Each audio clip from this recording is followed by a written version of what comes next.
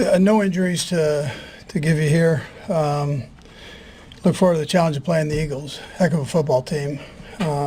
Very well run from ownership on down through. Nick's done a heck of a job there with the football team. Howie Roseman bringing the players in that they have, and they're very talented. And so well coached and very talented. Anyways, with that, time's yours. Andy, you faced this team back-to-back years, one of the Super Bowl and one of the regular season, but with the addition of Saquon, Barkley, just how much can you tell that has improved that team's offensive and the way they go? Yeah, sure. He's a great player, a potential future Hall of Famer. He was tremendous at New York, and he had a great year this year with the Eagles. So he's helped them. Especially the rush game, but he can catch the ball. They've got a quarterback that can throw the ball and two wide receivers out there that are tremendous, and a couple tight ends too. So they're fully loaded on the offensive side. But to answer your question, he's been a great addition for him.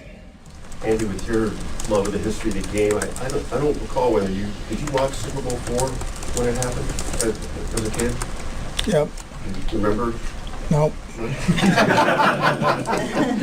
remember. Yeah, I watched all of them. Yeah. Well, that goes back even before your pump passing kick episode, I guess. Yeah. That was. Yeah. Would you ever consent to being mic'd up during a game, like Hank Stram was? Yeah, I'm not big on that. Not big on that, but. Have you ever run 65 tower trap? We did last week. Yeah. We ran it last week. Yeah. The one that Pacheco caught. Tried to score. We didn't quite score, though. Wasn't as good as the one they ran. You've done the Super Bowl in New Orleans before. What do you remember about that? What, 97 game? Yeah. It's a great city. And the hospitality was unreal back then, as I'm sure it will be now. They know how to put on a show. And but as coaches and players, you don't get into too much of that. So, but it's a great city. For the fans, I think it's great. Yeah. Your head coach at that time is a finalist for the Pro Football Hall of Fame. In what ways did he influence you as a head coach? Yeah, Mike Holmgren. I felt like when I worked for him, nobody did it better. I still feel that way after being a head coach for all these years. He's a tremendous teacher.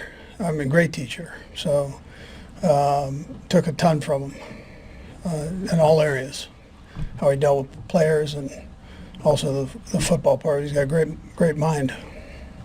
Coach, obviously you can't win without great players, but you've had great success in your 60s. Bill Belichick did. Is that kind of becoming the new sweet spot for coaches? And if so, why is it, you kind of settle in and are as good as you can be, it seems at that age in the NFL? Yeah, I think they put something in the Geritol.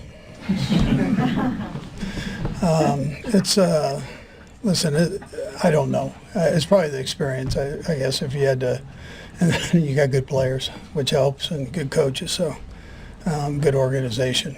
We were fortunate to have all of those things, if there's something in common, with that.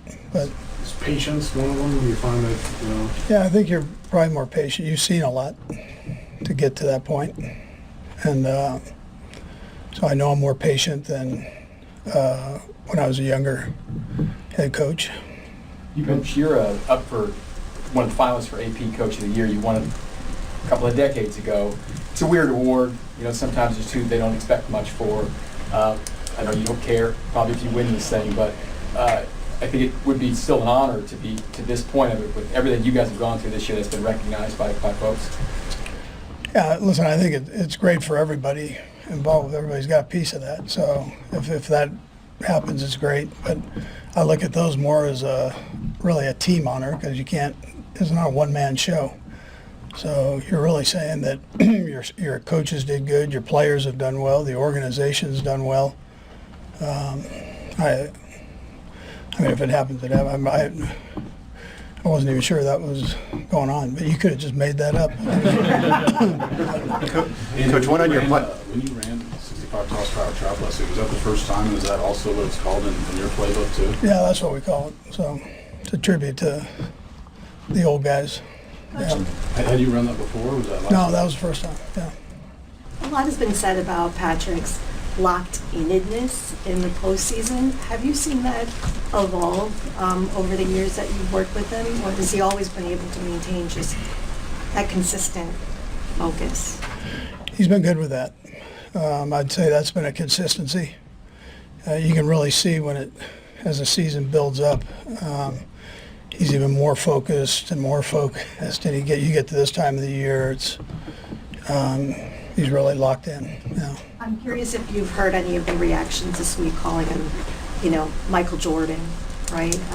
What do you make of those kinds of comparisons? Yeah, I haven't heard anything. I've tried not to listen to anything. I had to do my media things, but I don't tune in during the season at all. Andy, on that, Yeah.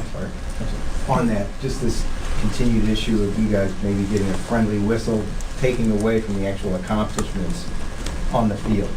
You've probably been asked that before, but just to react to that. The what? Now, the The allegations of getting a friendly whistle. There's a change.org petition out there to look at officiating in regards to the Chiefs. I mean, I know you've heard about it. But. yeah, whatever. I think everything balances out. I mean, you got a human element there with the officials. These guys are trying to do the best job they possibly can out there, and they take a lot of heat one way or the other, and coaches take a lot of heat one way or the other. So I don't pay much attention to it.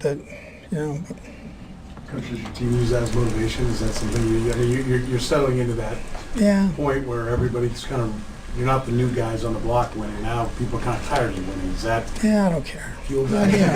I honestly, I don't get into that. I don't use that with the guys. I mean, I just want to make sure we get prepped. And as coaches, our responsibility is to give them everything we can give them to be even greater than they already are. And then make sure we're digging in on plays to help them with that, and then for them to focus in on learning it and keeping themselves physically fit and mentally fit to go play. I mean, there's enough to do just with that, where you don't even have to pay attention to the other stuff. Coach, one on your plans for this week. Joe Tooney's been so good out at left tackle, but DJ's still in here. Is there any temptation to push Joe back in and go with Humphreys, or will you be sticking to what you've been doing? Yeah, it'll probably be the same. I mean, we'll rotate them all in there, but I think probably end up being the same when it's all said and done. Nate, let's go, Nate. We'll go across the room. Go, Nate. Two things, Andy. What is it about Spags' blitz package that that you find most compelling? Yeah, so he doesn't do it every down. Sometimes you have this stigma of being a blitz guy, and it's when he does it, and then how he knows the protections or the run scheme, for the run blitzes, how he understands the scheme and when to go ahead about using it. So I think that's what makes him so unique and why they're successful. You can blitz. They know the blitz is coming. They pick it up, and it's one of those deals. You call it, the offensive guy calls the right play for that time. Well, his objective is to find when that's not happening. Off the field, because you are going back to New Orleans, mind sharing your favorite meal in New Orleans? Yeah, man, I'll tell you, there is one. Emeralds. Not that I turned any of them down, but when I was with the Eagles, the chef there, the head chef, tremendous chef, he was a huge Eagles fan. So he invited me over, and he said, I'm going to start at the ocean and finish in the mountains. He put me in the kitchen, and he said, have at it. So he says, I'll stop when you're full. So 4 hours later, we were done. You worry he's going to poison your food this week then? I probably won't go there. Dave? Andy, I was wondering if you could sort of reconcile the Brett Veach that used to run out and get you hamburgers as an intern in Philadelphia with the Brett Veach that goes out and gets you players now. And did you ever foresee this happening in his career way back then? Yeah, I thought, listen, you could see right from the get-go his energy and how smart he was, and then his passion for the player side of it. So those guys that came in, I gave them the opportunity to either go personnel or go to the football side. And he was so passionate about the personnel side and just digging in with it and finding guys. You know, and you look at Deshaun Jackson and McCoy and Cox, all those guys, he's throwing those guys on my desk saying, you got to get these guys. So he just had an eye and a knack for it, and that hasn't changed. Yeah. We'll do last three, Rob, Sam, and Vi. Go ahead, Rob. Coach Reid, your advice to the rookies and the players experiencing the circus of opening night for the first time? Yeah, you know what's kind of neat about that is you get people from all over the world that show up. Now some of the questions are a little bizarre. So our Brad G talks to them just about you know, how you handle those. That's important. It might be a joke for them, but you know what you say is what you say. So you got to be careful how you present it and present yourself. So for the rookies, that's all new. The veteran guys kind of know that, but the rookies, it's kind of a wild event. Sam? Andy, I'm sure the players are hyper aware that there's so many people watching this game. You guys have played in big games before, but I'm sure nerves can still be part of the equation. What's the key sort of early in a game of this magnitude? Yeah, I think it's, first of all, it's preparation before you get there. You gotta make sure that you have everything going. You know your juices are going to be flowing, so you got to make sure you get in there and prep, and so you're not thinking about things while your juices are going, as much as you're just going out and playing. But yeah, no, you get excited. Yeah, it's an exciting game, but you don't want to hide that either.